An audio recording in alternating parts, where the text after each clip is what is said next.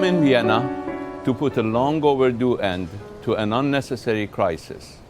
At this 11th hour, despite some differences that remain, we have never been closer to a lasting outcome. But there is no guarantee. Getting to yes requires the courage to compromise, the self-confidence to be flexible, the maturity to be reasonable, the wisdom to set aside illusions, and the audacity to break old habits. Some stubbornly believe that military and economic coercion can ensure submission. They still insist on spending other people's money or sacrificing other people's children for their own delusional designs. I see hope because I see emergence of reason over illusion. I sense that my negotiating partners have recognized that coercion and pressure never lead to lasting solutions, but to more conflict and further hostility. They have seen that 8 years of aggression by Saddam Hussein and his patrons did not bring the Iranian nation that stood all alone to its knees.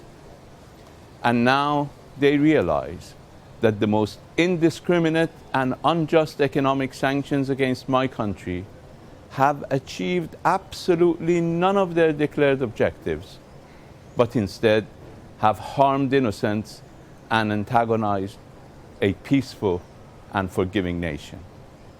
They have opted for the negotiating table, but they still need to make a critical and historic choice: agreement or coercion. In politics, as in life, you can't gain at the expense of others. Such gains are always short-lived. Only balanced agreements can withstand the test of time. We are ready to strike a balanced and good deal and open new horizons to address important common challenges.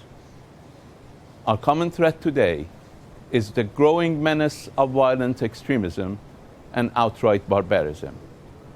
Iran was the first to rise to the challenge and propose to make confronting this threat a global priority when it launched WAVE, World Against Violence and Extremism.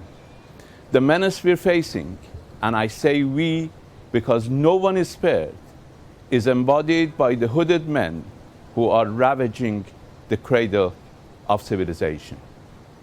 To deal with this new challenge, new approaches are badly needed. Iran has long been at the forefront in the fight against extremism. I hope my counterparts will also turn their focus and devote their resources to this existential battle. 1,000 years ago, the Iranian poet Ferdowsi said, "Be relentless in striving for the cause of good. Bring the spring, you must. Banish the winter, you should."